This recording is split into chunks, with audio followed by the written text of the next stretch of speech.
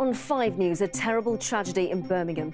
2 young children die in a house fire which police are calling suspicious. We'll be live at the scene, also tonight. A big blow for Uber. It's been told its drivers are employees, not contractors, so they're entitled to a lot more benefits. Could it, though, push up prices? Drug testing at the Rio Games was a shambles, according to a new report, with many athletes not giving samples. A big job in more ways than one, how Prince Harry is helping move hundreds of elephants across a continent. And a male contraceptive jab that's almost as effective as the pill. But would men actually use it? What if it meant acne, mood changes, all the things that women get on the pill? No different, really. I mean, acne and mood swings would be probably a no from me. I wouldn't want to sign up to that. I wouldn't be a big fan, but, you know, I'd take one for the team. Welcome to 5 News. I'm Danny Sinha. An 8-year-old boy and 6-year-old girl have died after a house fire in Birmingham. The children were found at the property in Hampstead in the early hours. Neighbours and emergency services tried to resuscitate them, but they died before they could reach hospital. Police say a man who's thought to be their father was found inside a badly burnt car in Staffordshire. He's in a critical condition in hospital. Louise Beale reports. When the fire started in the early hours of this morning, neighbours desperately tried to rescue the 2 children inside. But the little boy and little girl, aged just 8 and 6, couldn't be saved. This afternoon, police gave a statement and said a man had been found in a fire-damaged car around 40 miles away in Staffordshire. A male that was found with that vehicle is currently in hospital with critical injuries. We believe these 2 incidents are connected, and we are not looking for anybody else in connection with the fire here. I will confirm that the person who suffered injuries in Staffordshire is known to be the father of the children that are deceased. The news of what's happened here is only just beginning to sink in with the people who knew the family. As you would imagine, neighbours are in a state of shock and upset about what's happened here. I spoke to one lady who lives just behind the house where the fire was. She said she heard a woman repeatedly screaming and screaming in the middle of the night. It only stopped when the emergency services arrived. Lashman Semar owns the house next door. His tenant told him what she saw last night. She said, when I looked outside, this woman crossed the road. It's a young girl. And she walked into the house to help them because there must be fire over. And she picked up the child and brought to the lawn outside in front. The children's mother, who wasn't hurt in the fire, is being looked after by specialist police officers. Meanwhile, a post-mortem will take place on the children to find out exactly how they died in this awful tragedy. Louise, such a horrendous story and, of course, devastating for the community there. Yes, Danny, there's a real palpable sense of shock here this evening. Many of the neighbours I've spoken to said that even if they didn't know the children, they'd only lived here for around about a year, they had seen them playing in the street with other children. Well, police are now asking for witnesses to the fire here last night. They're also asking if anyone saw anything where that burnt car was found in Staffordshire with the children's father inside. Police are just trying to work out how and why these children died. Louise, thank you. Well, the body of a 13-year-old boy has been found in a burnt-out shed in South Yorkshire. Police and firefighters have launched a joint investigation into how the blaze near Doncaster started. Sangeeta Kandola is with me now. And Sangeeta, what more do we know about this? Well, fire crews in South Yorkshire have described this as a tragic incident. Now, they were called out to reports of a shed fire at around 9 p.m. last night in the village of Campsall near Doncaster. As the crews arrived, they put the fire out, but it was then they discovered a body, believed to be that of a 13-year-old boy who's been named locally as Jack Sheldon, although formal identification has not yet taken place. Now, as to why he was there in the shed and his connection to the property isn't yet known. Well, this afternoon, police sniffer dogs have been searching the area around the property, the garden area and the house itself. And the police and fire service have also launched a joint investigation. But officers say it will be a slow process and they aim to cover every avenue. We're expecting updates in the coming days. Sangeeta, thank you. Now, it's the rapidly growing cab service that's become hugely popular with passengers right around the world. Now, Uber has been told to treat its drivers as workers, ensuring they get holiday and sick pay, as well as guaranteeing them at least the minimum wage. Well, the ruling could have major implications for other firms and the people they hire. Layla Hayes has more details. Asif Harif is an Uber taxi driver. He works 30 hours a week and pays 20% commission to Uber for every fare he gets. He says that means he ends up earning below the minimum wage per hour. And how difficult is it for you to make a good living doing this job? My goodness, Lala, it's a 5-star service. You can see the car and all these things, and nice, clean and decent. But when it comes to the payment, my goodness, it has become less and less than before. But things might be about to improve for drivers like Asif. Today's ruling that Uber drivers should be classed as workers rather than self-employed means they should now be entitled to holiday pay, rest breaks and the national minimum wage. Unions say today's decision could affect thousands of other workers. Well, this could affect anyone from people working in packaging plants through to delivery drivers, staff on unusual contracts where they may be filling orders out for people, even people in just general work conditions, whether it's cleaners as an example. There's a lot of cleaners out there working now who are doing particular jobs. So it's a mixed economy. The Uber taxi service, which runs on a mobile phone app, started in 2009. It's now available in 520 cities around the world, and around 40,000 drivers operate in this country alone. It's been reported that last year its fares in the UK totalled around £115 million, believed to be double the amount from the previous year. Uber is now planning to appeal today's ruling. In a statement, they said, tens of thousands of people drive with Uber precisely because they want to be self-employed and their own boss. The overwhelming majority of drivers who use the Uber app want to keep the freedom and flexibility of being able to drive when and where they want. We are the workforce on the ground that are earning for them. So why are they not considering us? Asif says he just wants to be treated fairly, and he hopes that today's ruling will give drivers like him a better working life. Of course, Layla, what everybody at home wants to know, is this good or bad news for them as consumers? Well, of course, the reason why many of us use Uber is because the fares are very low, and that's enabled them to build this very successful business model so quickly. But if now they have to treat their drivers as employees rather than self-employed, which means they'll have to pay them things like sick pay and holiday pay, that, of course, means fares could go up.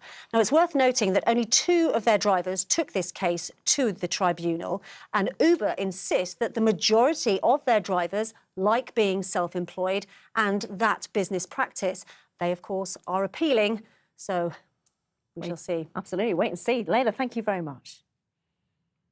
The Syrian city of Aleppo is coming under renewed bombardment after rebels launched a big push to break the government's siege.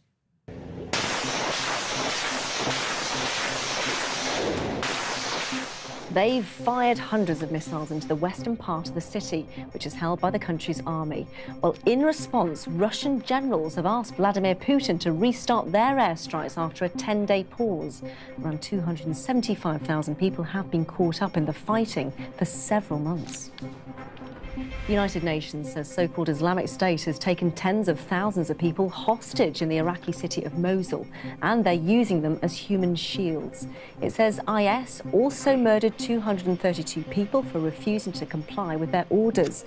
Allied forces are attempting to reclaim the city from Islamic State. And footage has emerged of a lorry driver apparently letting a group of migrants out of his vehicle in Kent. The driver of the Spanish-registered truck can be seen holding the door open as the people inside jumped out. Well, it was said to have been filmed near the Dartford crossing yesterday. After 20 years of trying, scientists have developed the first effective contraceptive injection for men. Well, in trials, it was 96% effective, which is comparable with the pill and the condom. But there were side effects, including acne and mood swings. So would men be prepared to take it? And, of course, would women trust them? Our health correspondent, Catherine Jones, reports. There are 13 different forms of contraception that don't affect fertility permanently. Only one, condoms, directly involves the man. Soon there might well be a contraceptive where all the responsibility and all the health consequences fall on the man. But would men use it? And would women let them? It's only fair if men have to do it and women do it. But What if it meant acne, mood changes, all the things that women get on the pill? No different really, you know. No, I don't see a problem with it. I mean, acne and mood swings would be probably a no from me. I wouldn't want to sign up to that. I wouldn't be a big fan, but, you know, I'd take one for the team. OK, God is definitely a bloke. We've consulted two experts on their own genders to find out whether society is ready for contraceptive equality. And just when everything goes quiet, you grow a beard, plus all the makeup and the blow dries and the waxing and the housework and the childcare and contraception. You know, if men could take one hassle away from us, bliss. And I'm all for it. I think, you know, men do have the balls to step up to this plate. You know, why not take responsibility? So the right way to sell this to young men is to sell it that it's empowering, making them masterful, in control of their own destiny. Great masculine traits that all men want to have. And I think it'd be a great relief for men, you know, because how does a man like his eggs? Scrambled, fried, not fertilised. So, you know, they can finally make sure that they're safe. And the options available to men right now are either joyless or painful. Why not introduce genuine equality when it comes to reproductive choices? Allow men to have this jab and give us more choice.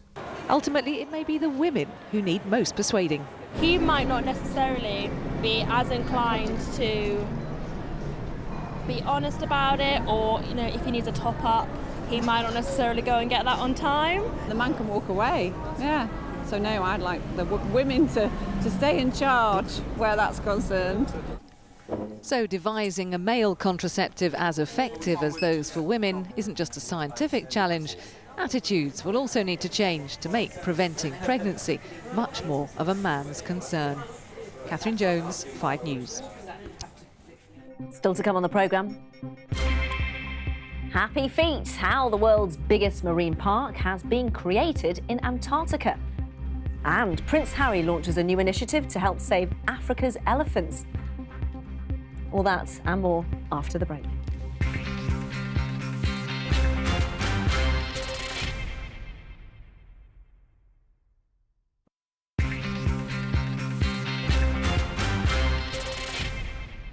Welcome back. You're watching 5 News. Now, when it comes to drug testing, the Rio Olympics should have been one of the most scrutinised games ever. But a new report has exposed serious failings, with hundreds of planned tests not being carried out. Simon Weigart joins me now. And Simon, some remarkable findings coming out of this report. Yeah, just when you thought it couldn't get any worse, it does. There are 2 organisations involved here, the International Olympic Committee, the IOC, in charge of the Olympics, in charge of testing at the Olympics, and WADA, the World Anti-Doping Agency, which was observing what was going on. Now, the good news when the opening ceremony was taking place is that WADA was happy that the labs were working OK, the problems had been sorted out. The bad news was, in the ensuing 2 weeks, they weren't busy enough. This, of course, followed all the controversy over Russia's track and field team being banned, all the claims about previous Olympics. So Rio really did have to be different. Now, the independent report found that of almost 11,500 athletes, more than 4,000 have no record of any tests at all this year. And of that number, almost 2,000 were in the higher risk sports like weightlifting. This is what the former head of anti-doping in the UK has to say. They've had the opportunity to have this independent observer team from the World Anti-Doping Agency there, sort of 50% World Anti-Doping Agency people, 50% other independent people, looking at the IOC's preparedness in many respects for the Games. And to be honest, it does raise concerns. So it does raise concerns, but why did it go so terribly wrong? Well, the independent report reckons that on some days, up to half of the planned tests didn't take place because they couldn't find the athletes. Problems in the chaperoning system in the Olympic Village, problems with funding, problems with the language barrier. So really less than ideal, and especially this year at these Olympics, things were supposed to be different. Absolutely. Simon, thank you very much. Tony Blair says voters should be given the chance to change their mind about Brexit. The former Prime Minister says if it becomes clear the deal doesn't make leaving the EU worthwhile, either a general election or a second referendum should be held. Downing Street, however, says that won't be happening. The vice presidential nominee, who's running alongside Donald Trump, has had a scare after his plane skidded off a runway. Mike Pence and a number of campaign staff were on board when the jet came off the tarmac during a storm in New York. No one was injured. A hotel that's said to be the oldest in England has been damaged in a fire. The Royal Clarence in Exeter city centre has been in operation for around 300 years. It's one of a number of buildings that's been hit by the blaze, which started at around 5 o'clock in the morning. No injuries have been reported. A vast part of the Antarctic Ocean has been declared the world's largest marine park. The area, which is more than 6 times the size of the UK, is said to be one of the last thriving ecosystems here on Earth.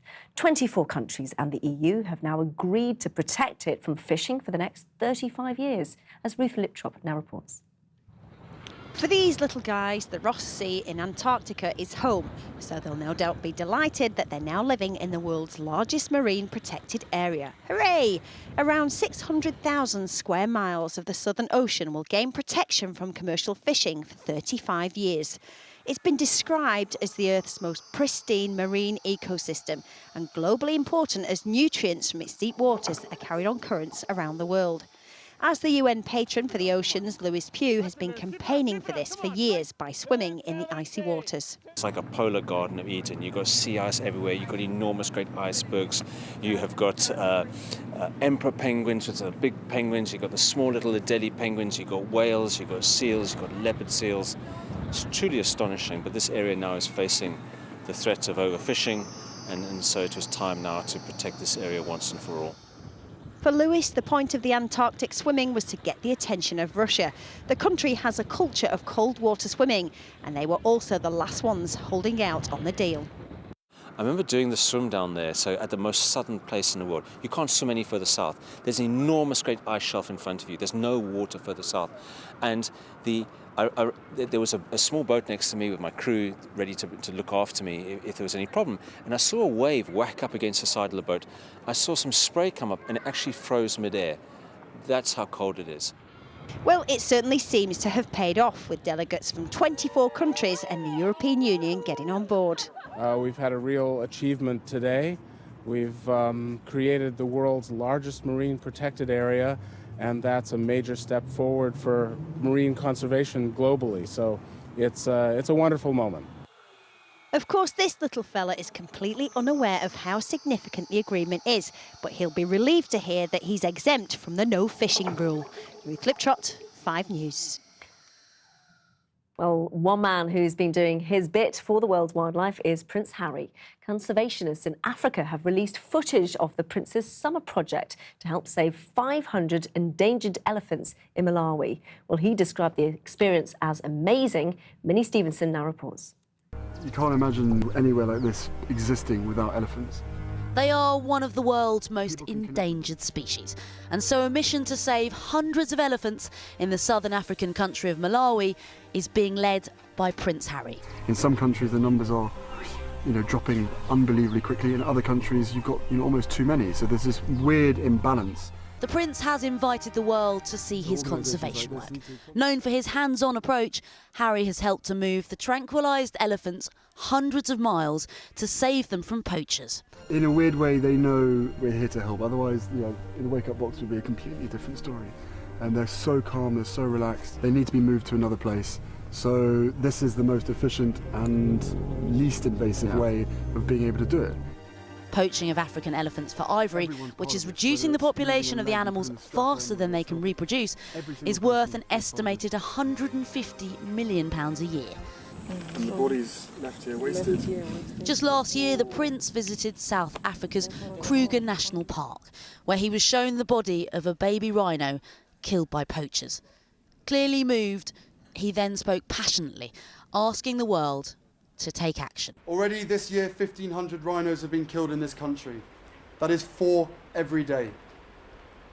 If current poaching rates continue, there will be no wild African elephants or rhinos left by the time children born this year, like my niece Charlotte, turn 25. And they're so With up to 40,000 elephants being poached every year to feed the demand for ivory, their very survival is at stake. And to save the species, the prince has put himself perhaps where he feels most comfortable, on the front line. Minnie Stevenson, 5 News. Good for him. Now, that's all from us for now. There's no 5 News tonight, I'm afraid, at 6:30. But just to say, Sangeeta is back with updates just before 8 and 9. And just to say, actually, on Monday, we're going to be having a new look set, a new 5 News at 5 with Sean Williams. And Matt, of course, will have a new look with 5 News tonight. From all the team, bye-bye.